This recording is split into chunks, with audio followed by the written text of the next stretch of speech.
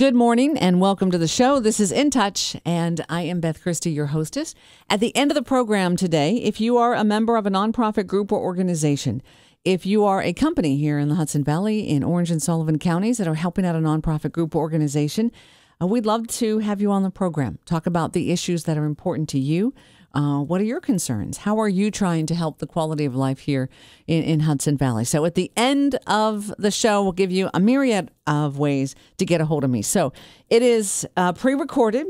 Any websites, phone numbers that we may have this morning, I will make sure that those are in the article. Whatever station you're listening to this morning, you can go to their website and get it. And we are welcoming back an old friend, a great organization, an organization that continues to help people here in the Hudson Valley, the families that they have touched, the lives that they have changed. We are going to be talking about Bike for Cancer Care. Dan Gruner is here. He is here on behalf of the Benedictine Health Foundation, as well as the Gruner family. And every year he is willing to put himself behind the microphone, and he has done it again. Good morning. Good morning. So it's nice to have you back. It's nice to see you again. Every year, whenever you come in, when we start talking about the event, and we look at what year it is, and as we're going to talk about, and the number of families that you have, and that the foundation and the Rosemary Gruner Fund have touched is amazing, and it is always powerful every year to hear the stories and to see the numbers grow. So my hat is off to you guys. I don't know that I say that enough for all the work that you guys do for people you may never meet. Well, thank you. It's certainly hard to believe it's 15 years since we started. And as we were talking before we came on the air, to see so many sponsors, riders, volunteers that have been with us for 15 years is really special to us.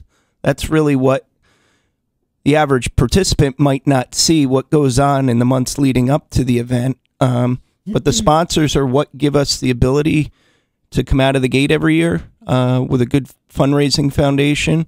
Riders are starting their own teams, having their own fundraisers, and certainly the volunteers that we're now up to. It requires over 150 volunteers on a Sunday morning, many which arrive before sunrise and do it year after year. And that's something that we should always be thankful for more, because with those three groups, we wouldn't be where we are today. Now, when you talk about 15 years, it's interesting because here, I know this is on different stations, but on The Wolf, we are celebrating our 15-year anniversary. And so we all started in 2003. It has been a privilege to have been part of this, to have seen it grow, to watch what it has become. But when it all comes, when you kind of go back at the history and how it started with a heartbreak for your family. Yeah, it started after we lost our mom to cancer in May of 2003. And our family was just really touched and opened our eyes to what people did for us while she was under treatment, from delivering food to our house or helping move furniture, and so many other things that people just did so selflessly. And it really touched us, and our family started talking, and subsequently we learned a lot of the things our mom did in the community, some that we weren't even aware of, really on a one-on-one basis. And as our family talked more and more, and we decided we wanted to give back, we started the conversation. Conversation went a couple different ways between my siblings and I, my brother-in-law, and we talked about a bike ride I had done in Boston in memory of a friend I lost to brain cancer. And the common theme was it was fun, it appealed to a family, it appealed to a huge audience, and it raised an enormous amount of money. And that's really how we started. We then had a conversation with the Benedictine Health Foundation, which in partnering with them enabled us to come out of the gate prepared to do what we wanted to do, was to build an event and work with them on the operational support that we really weren't equipped to handle at the time. So we launched the Rosemary D. Gruner Memorial Cancer Fund and the Bike for Cancer Care that year. When we started, we were really helping people however they needed it. Out of that came another eye-opening experience. We really saw quickly how big the need was. In our first year, we gave out $14,000. 2 years later, that jumped to $44,000. Wow. And that made us quickly say, we need to come up with a system. So we developed a program with Stewart's and Hannaford for gift cards. Each patient is eligible for up to $500 per year. Stewart's for gas, Hannaford for groceries. And we give each patient the choice. Patient A needs $500 in gas, that's available to them. The next patient needs $500 in groceries, that's available to them. And if the third person wants a split of the two, we do that. Because that lets us know that we're really providing what that individual needs. And as I always say, if we can just lift a little bit of the stress to help someone, that's really what our goal is. To watch where it's gone in 15 years. We've now helped over 1,900 families.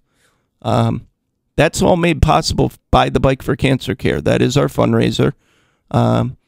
I often joke, our dad had one request, and he said, go in people's pockets once a year.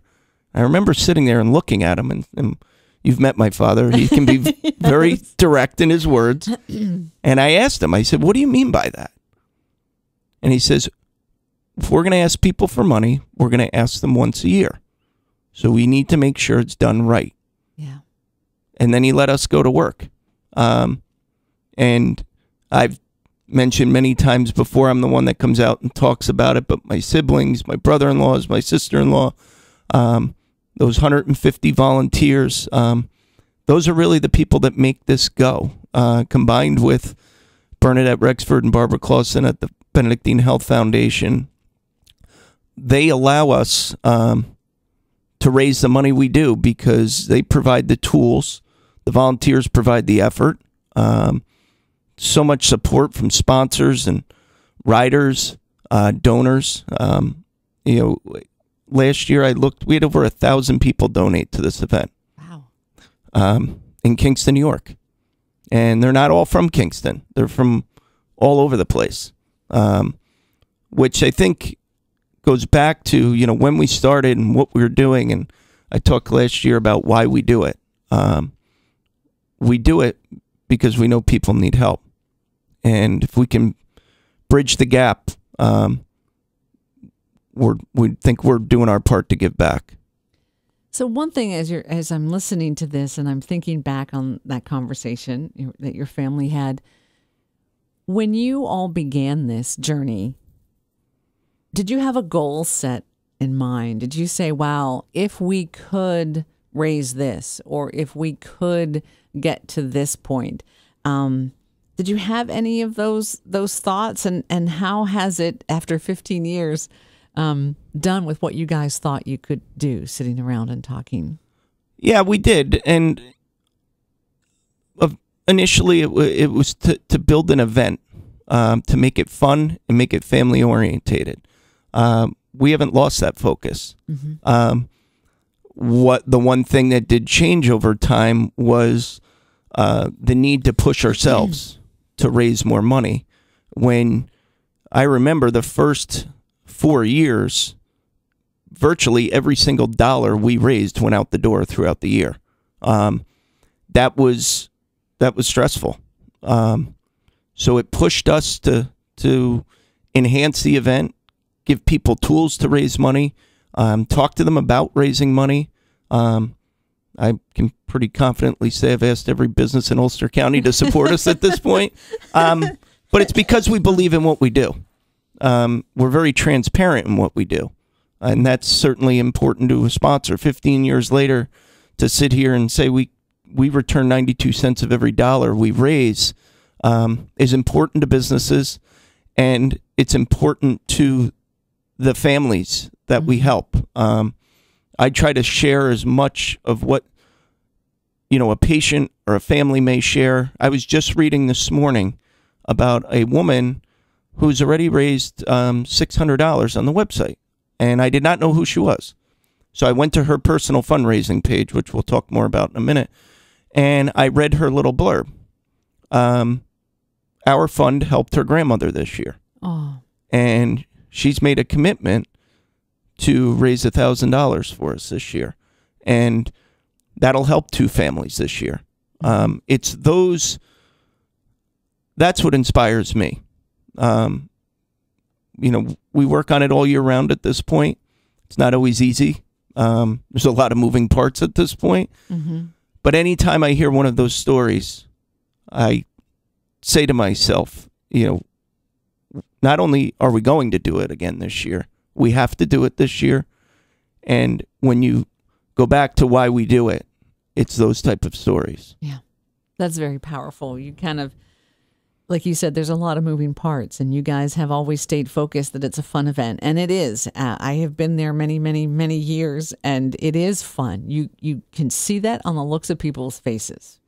You know the difference when someone is coming in like, okay, all right, here we go. No one's like that. There is laughter, whether it's the 50-mile ride, the 25-mile. God love those people at the 50-mile ride, because I just go, wait, okay. But there are smiles, and when you start each, which we'll get into more detail, each part of the ride, and there's an update of the total.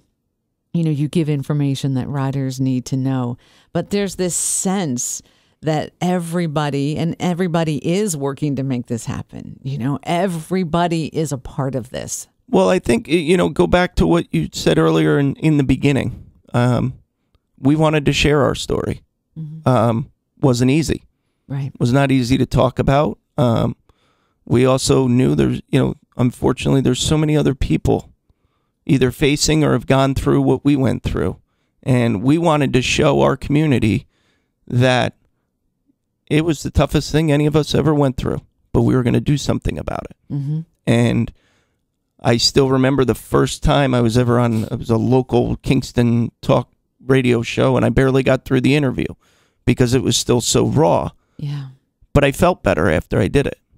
And people started calling in and asking questions and how they could help us and how they could support us. And I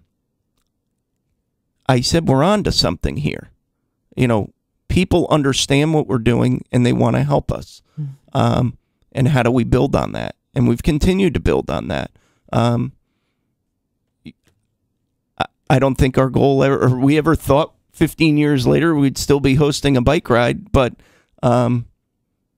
we have to when the need is still there. Right. And, you know, it's really changed a lot of the way we look at things as a family. My dad will still say, it is not about us. It is about the people we help. And we need to make sure we can help as many people as we can each year.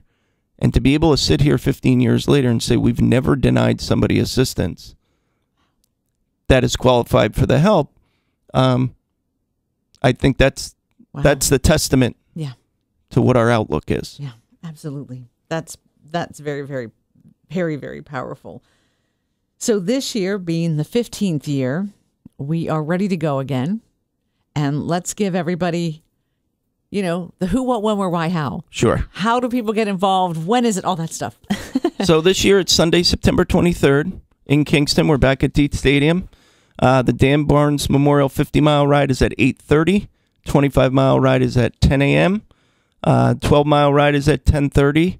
The 5K will start directly after the 12-mile ride at 10:30. We are offering a timed option for the 5K this year. That was feedback we have received the last 2 years from some runners that probably help us widen our audience if we timed it. So we've partnered with a local running club. That does require advanced registration if you want the 5K to be timed, because we have to provide you a chip in advance. And then something we started 2 years ago as well is a kids fun run inside the stadium. It's run by a group of local elementary school teachers. Parents sign their kid in.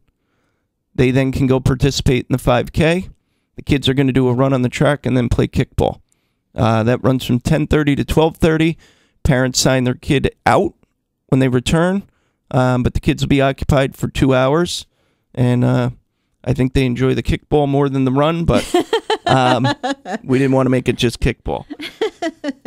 I like that. And that's great because, like you said, it's run by elementary school teachers. And so the parents sign them in and they can sign them out and then they can go. And that way, not only are you providing an event for the families, you're helping families to be able to participate in the event because, obviously parents running, the child is not going with them. So you've helped them be able to do that. Yeah, and it's actually, they do a great job. It's actually two teachers that taught my son. And they make it so fun for the kids. I'd really encourage parents that want to run. It's okay to bring your kids. Mm-hmm. We'll take care of them. Right. It's a very controlled environment. After the events conclude, fundraising awards takes off about 11:30, 11:45. Lunch is provided by Stewart's in Hannaford.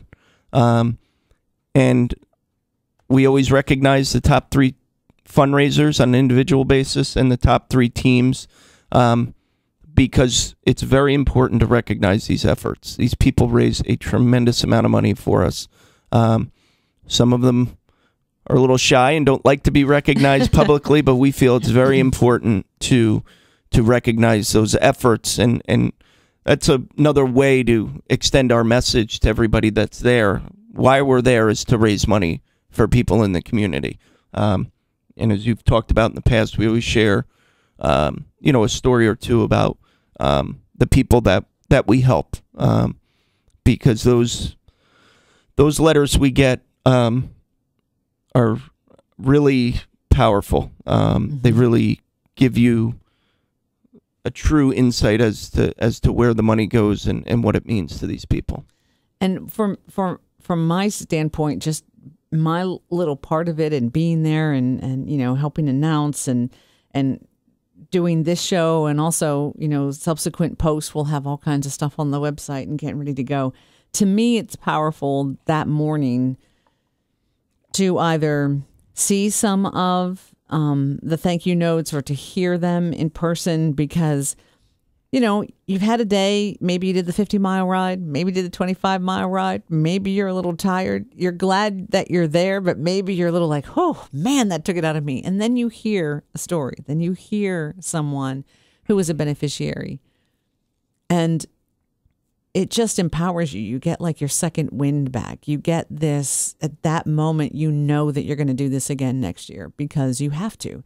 Because as you said, like your dad said, as long as there are people that need help, then you got to help them. You help as many people as possible. And that's what you do. And when you hear those, a testimonial, for lack of a better word, and they're just, it is so very, very powerful. And like I said, that you're going to do this again.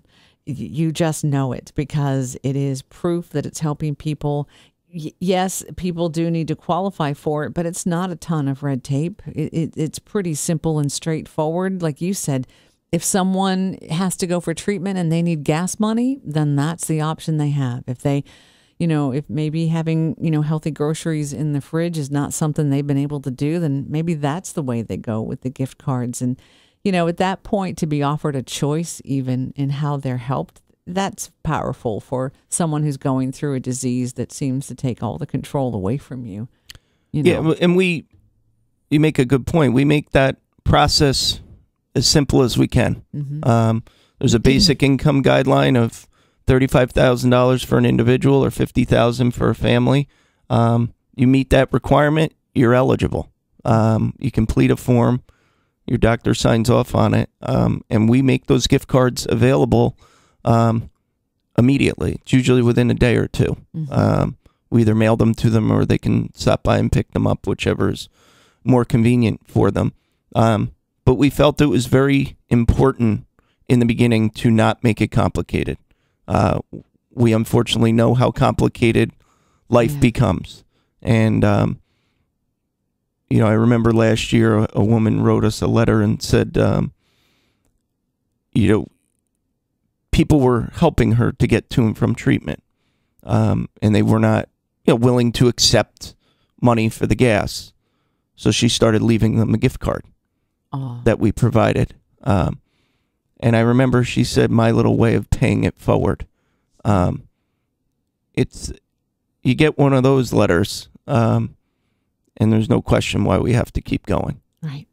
One thing that you've also always said, which I love, and if someone is hearing about this for the first time this morning, and they're like, "Oh, I'm not a professional cyclist. Like I like to ride my bike, but I can't compete." But it's not a competition in terms of the riding.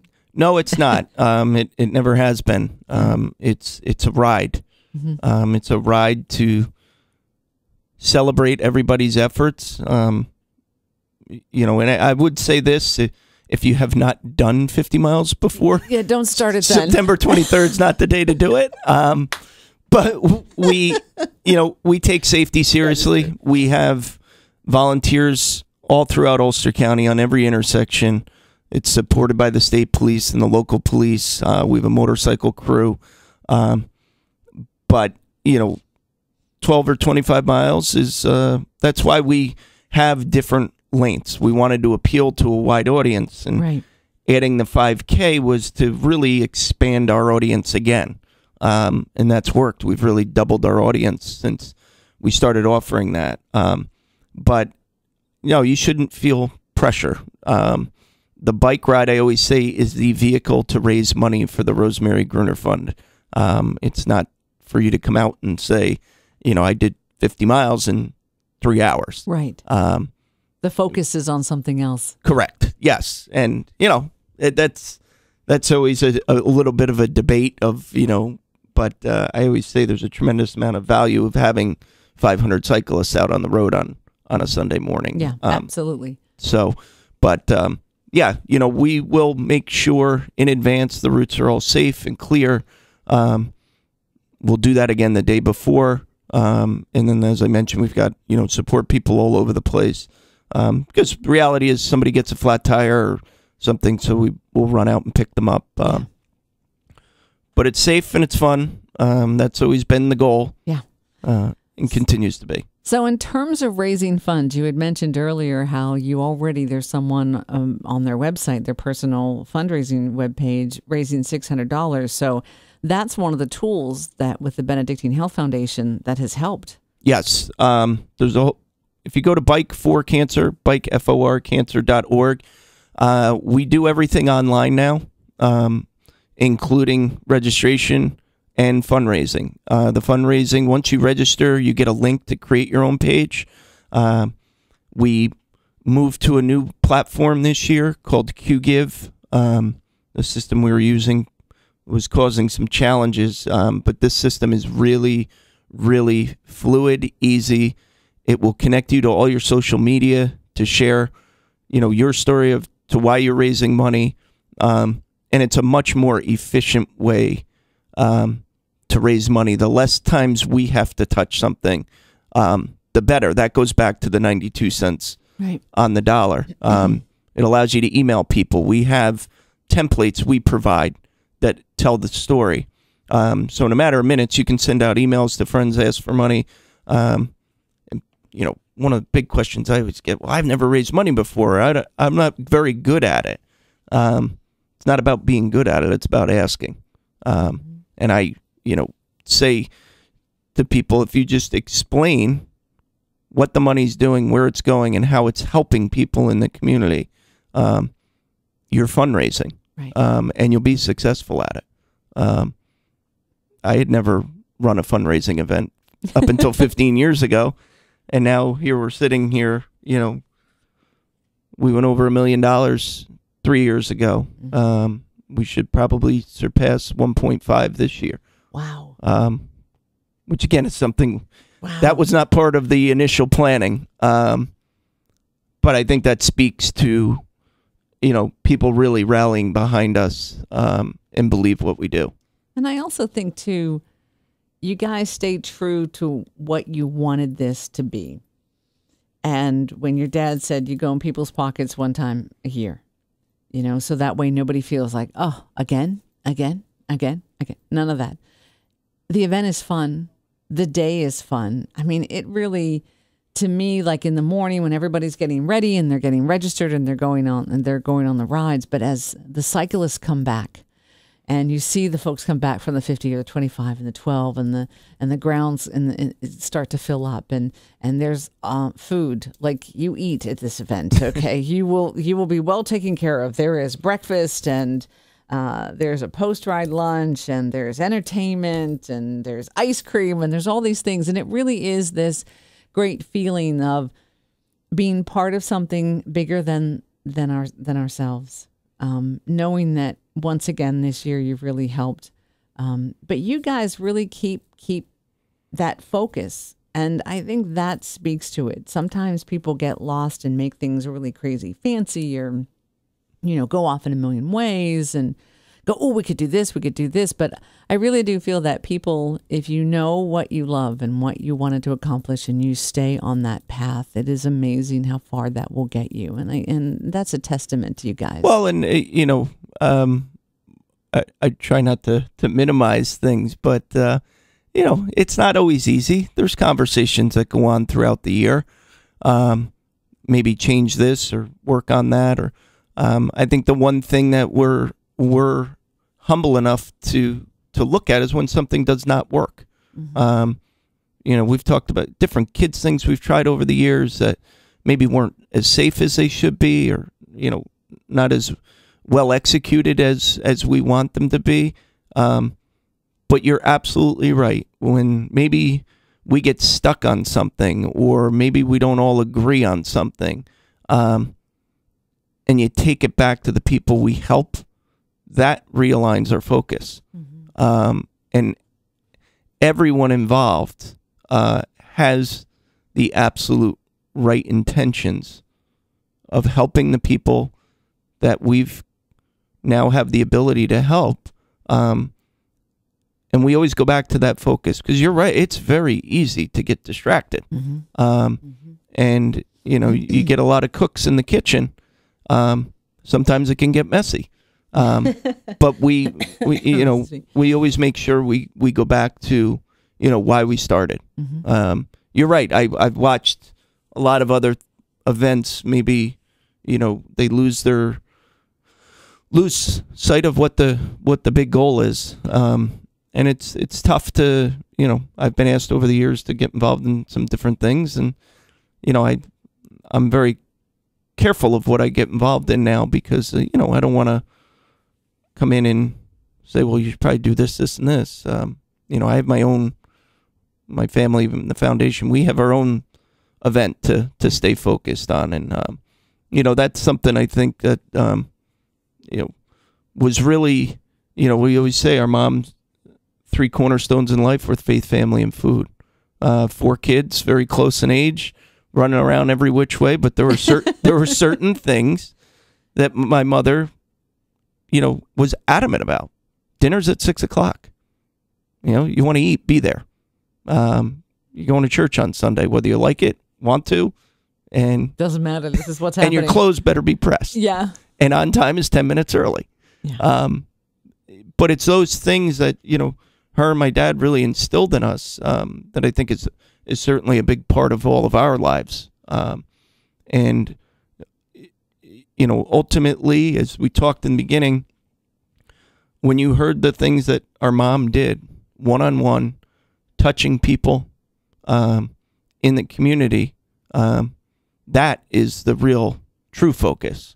Is, we sit here 15 years later and say we continue to help one family at a time. And I always say that's because that's what our mom would have done. That's powerful. That's very powerful. It's almost like it is the perfect ending, and we only have like 30 seconds left. So you timed that brilliantly. So the event is once again Sunday, September 23rd. It is Bike for Cancer Care 15 years. It's at Dietz Stadium in Kingston. And as you said, registration, everything is online. So all folks have to do is bike4cancer.org.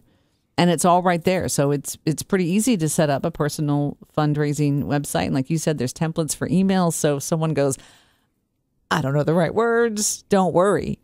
They're all there for you.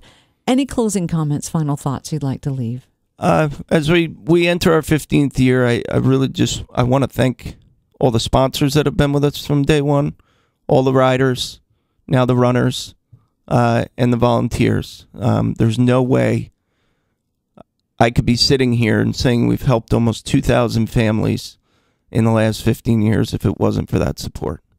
Did you want to mention the sponsors? You can view them all on our website. Good, so people can know. Bikeforcancer.org. Good. One piece I forgot to mention, if you do not sign up in advance, same-day registration opens at 7:45. You want to get there at least 30 minutes before whatever event you plan on doing.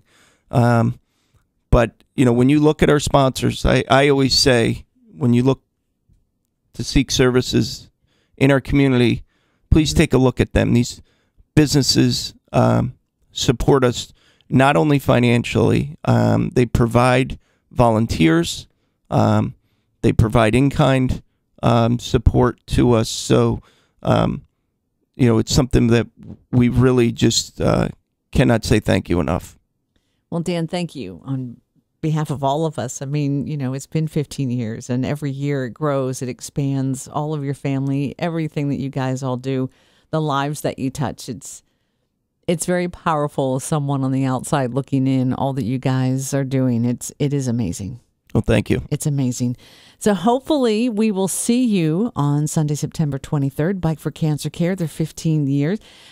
Whatever station you're listening to this morning, if you want to hear this show and maybe get links to the site, then just in the upper right-hand corner of the website, that little magnifying glass, just type in touch, and it will bring you to this program. If you would like to be on the show to talk about what is important to you, we'd love to have you. Here's how you can get a hold of me. Email beth.christie@townsquaremedia.com. You can call 845-471-1500. My extension is 159. I'm on Facebook and Twitter and all those. So take care of yourself and those you love, and we'll see you right here next week.